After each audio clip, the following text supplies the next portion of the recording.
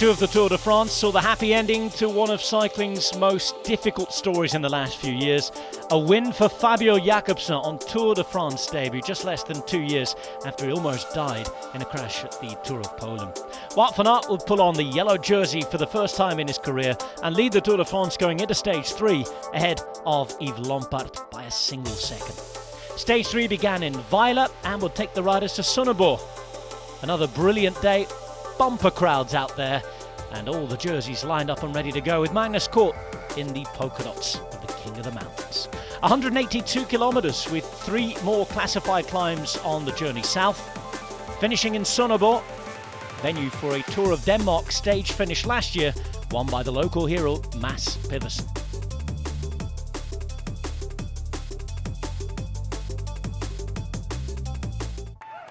It was another Dane, the great Dane of day 2, Magnus Cort, who was again up the road, and nobody followed him. A lone attack in the first few pedal strokes, telegraphed by his sports director saying he was going to go for the points again. Nobody, though, chose to go on the attack with him. Not even one of the teams invited to the race by the organisers. It was all very relaxed in the peloton as Cort went on to pull in all of the applause and the adulation all for himself. 6 minutes 18 seconds when he went over the first categorised climb of the day, already guaranteeing his position as the King of the Mountains for day 4. The intermediate sprint was won by Wout van Aert.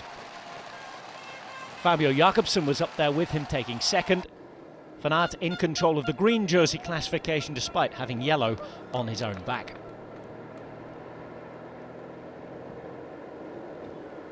As the stage went on, it would be another big moment for Magnus Cort. 3 out of 3, 6 out of 6, every mountain climb classified in this tour so far, won by the same rider. 6 points and taking the jersey at least into Thursday most probably. He'd be caught with 52 kilometres to go after a one-man Danish show on home roads, received by crowds we hadn't seen for a long, long time at this race.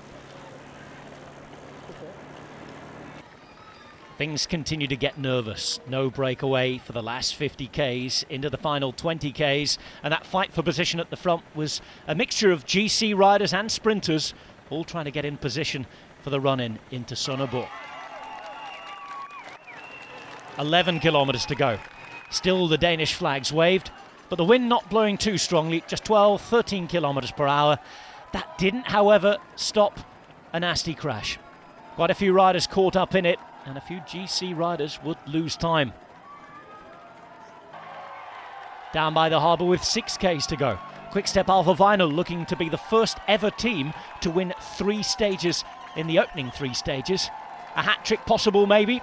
Inside the last 3 kilometres to go, those who'd made it into the front were able to breathe a sigh of relief, with everybody getting the same time in this group, had there been any incident. Thankfully there hadn't, but those caught up in the original one would lose a little bit of time. 1 kilometre to go, will be various teams fighting for the front. The French champion Florian Sénéchal doing that fantastically well.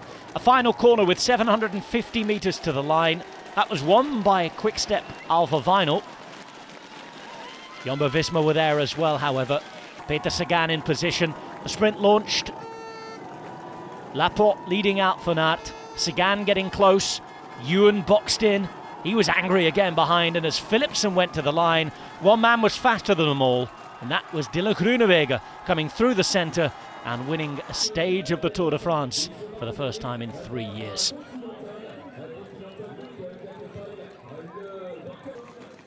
Very, very close on the line, but the Dutchman getting the better of his former teammate Van Aert. And Bike Exchange having their first win at this Tour de France on day 3.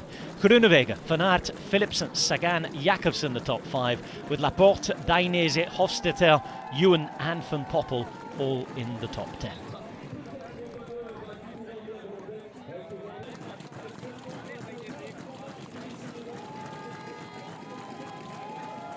There's a little bit of finger pointing going on at some point. Wout van Aert kept the yellow jersey and he will take it to France for day 4 on Tuesday.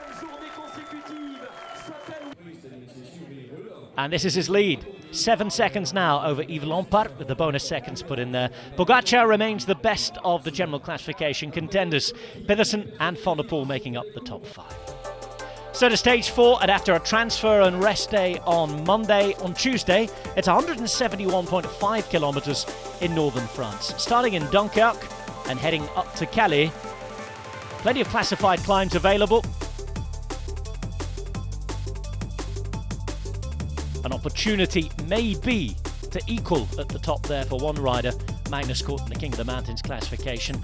But nervous roads, twisting and turning, again they'll have to watch for the wind. For now, Wout van Aert leads, heading into stage 4.